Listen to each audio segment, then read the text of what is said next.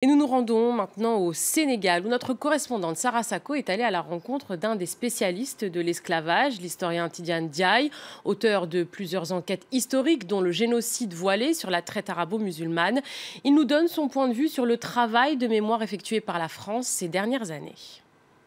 Il faut savoir traiter l'histoire exactement de la même manière.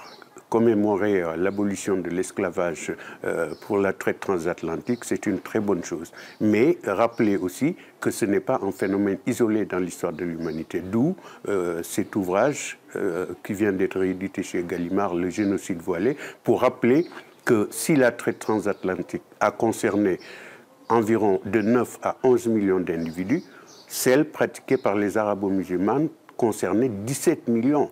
Et du fait de la castration massive, ils ont presque tous disparu dans ces régions.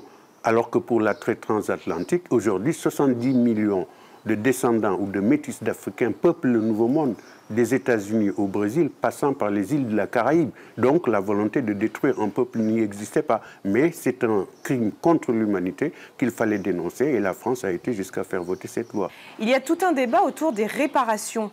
Êtes-vous pour le principe de réparation et si oui, sous quelle modalité? La question est de savoir si on peut réparer un passé. Césaire disait que ce crime était irréparable. Quelles sont les victimes?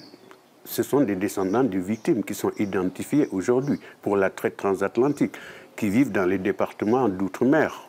Alors, vu la politique économique que fait la France et que pratique la France sur place, je pense qu'il y a des formes de réparation beaucoup plus subtiles que de parler financièrement. Donc vous êtes contre le principe de réparation? On ne peut pas parler de réparation de la même manière aux Antilles qu'en Afrique, puisque l'Africain a été acteur, a été victime et acteur. Il est vrai que ces acteurs, c'est une minorité, en dépit des masses énormes qui ont été déportées.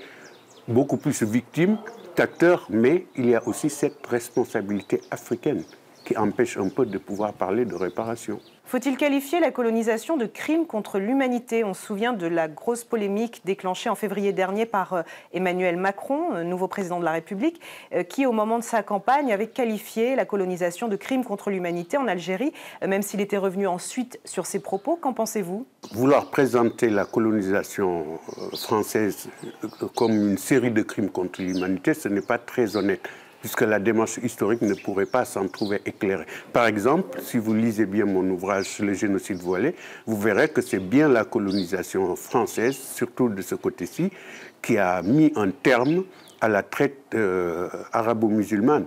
Le colonel Archinard a été jusqu'à créer des villages de liberté pour tous les captifs qui arrivaient à s'en sortir. Et en Tunisie, l'abolition a été de manière effective en Tunisie et au Maroc.